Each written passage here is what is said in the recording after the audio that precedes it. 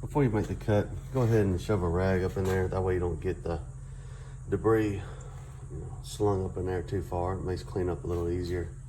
This is my slide hammer setup. I'm sure there's 50 different ways of doing it. You got the teeth facing out and grabbing the back side of that bearing.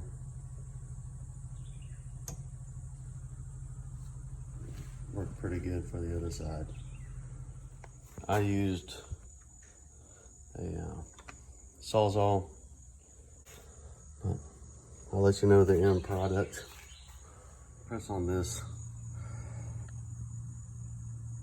just like so here. You'll have your bottom of your plate. Your bottom of your press will be over here. So you'll make sure that you put your pressure on this ring here. So you'll have this stable on the bottom of your press, okay? And then you press your axle down in here for the Mustangs. Now I have a disc brake set up, so that's really why I even wanted to talk about it, because there are other setups out there that are not disc brakes. So with the drum, it's a little easier. You don't have to do this one little step that I'll tell you about. But anyway, let me show you the axle. This section here, this is stock one. You won't use this, but the stock one, this is 1.4. This is where you slide in your new bearings. So 1.4 is what you need to know on your new axle. Just make sure this is still 1.4. And of course, these are the 31 spline, and they're made by Motive Gear.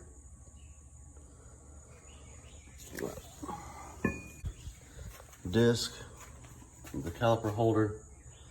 Anyway, so what's going to happen here is everywhere I have outlined has to be machined out.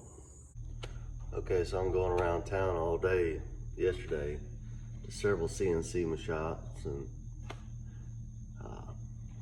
milling places, but everybody wants to throw it on a CNC machine and charge you $250. Have this handy drill press and a old cheap pneumatic tool, cut-off wheel. All I needed out of it was a chump. All right, make sure you wear a dust mask. Yeah, I should have probably done that. And all your PPE, gloves, eye pro, all that kind of stuff. I'm more of a cowboy kind of guy, but I would certainly use that on this project. For a stock axle, use kit 9300 1.40. Pressing, after I got this pressed on, they bottom out on the sleeve that the reluctor wheel goes on. What I call reluctor wheel, I'm calling this, that slides on to that step up. Well, my bearings slid all the way up against it. So they're butt up against it. The directions say that from this face to the back of this face, from here to here, is supposed to be 2 inches and 15/16. I'm a 1/4 inch, well, about 1/8 of an inch from that distance when it bottomed out. When it's tightened up, that's how it's gonna look. It really needs to come that 1/8 of an inch to center up. So that axle either has to be milled down. I'd prefer 1/8 of an inch to give me some play, but well, 1/4 of an inch would give me some play, and 1/8 would be exactly where it needs to be to put that disc right there in the center of this bracket. All right, I'm into day 4 or 5 now of this C-clip eliminator kit 9300, which I accidentally bought 90 or 9333 kit, which is made for a larger axle. So they don't come with gaskets, so I made my own gaskets, gasket maker. I've got these two smaller ones, larger diameters on the inside to fit between, let's see,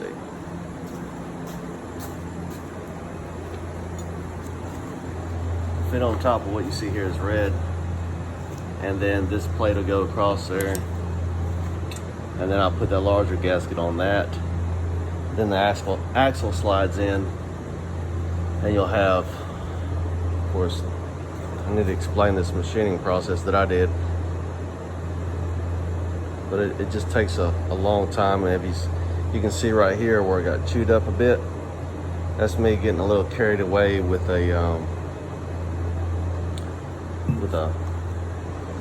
milling bit. So now this says 3-inch, but you're gonna have to shave this down by grinding a scrap piece of metal or something to at least close to a 2.5 inch before it ever starts to fit inside the center section of that disc mount. So anyway, that's what I used. This right here is a bolt. In order to get it nice and flat, you'll keep this chunk loose, bring it down, and let it hit the table. That way it'll get straight, and then tighten it up like that. When you get it to where you want it, like say whatever depth you want to start cutting, and you have to go real slow now. Can't say that enough. Then you'll lock it in place, lock it down, and then you can just work the plate. And I did do a 2x4 thing and try to keep the plate nice and centered by making those little indentions like that, and then putting the plate on top of it. But it's just too much to hold. You can do it by eye, and you'll do a better job by just working it with your hands.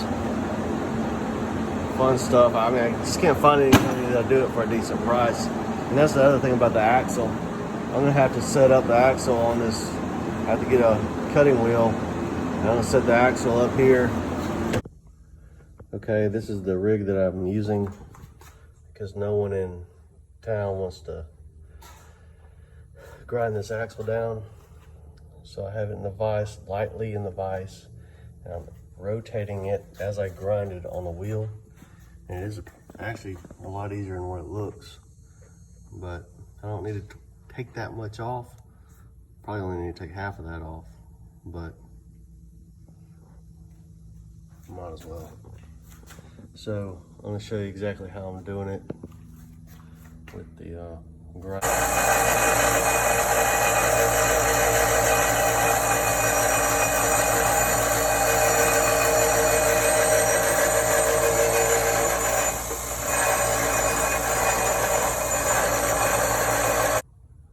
Okay, I forgot to warn you in the last video that I didn't have a shirt on, so I know that was kind of scary.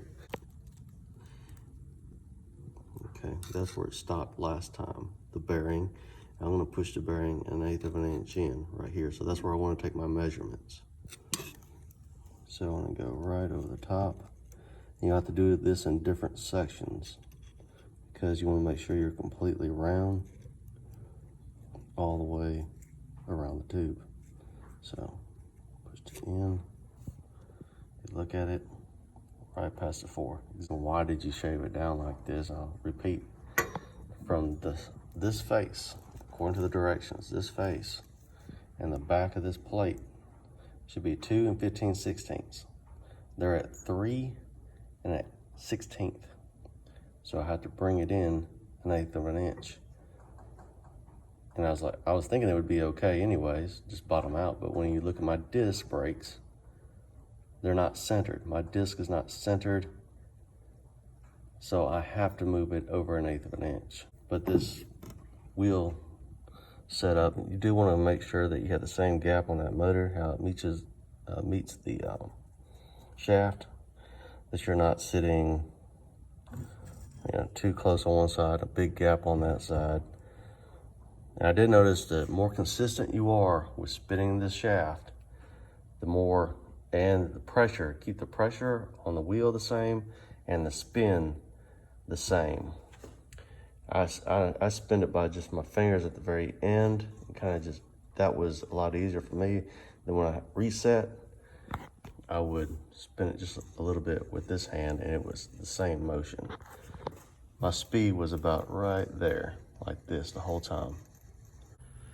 Okay, I stopped at 3 inches, so not quite 2 15/16, but I buttoned everything up, not real tight, but enough to where everything's on a good flat surface, and it is centered up at 3 inches. Now, you could probably move another 1/16.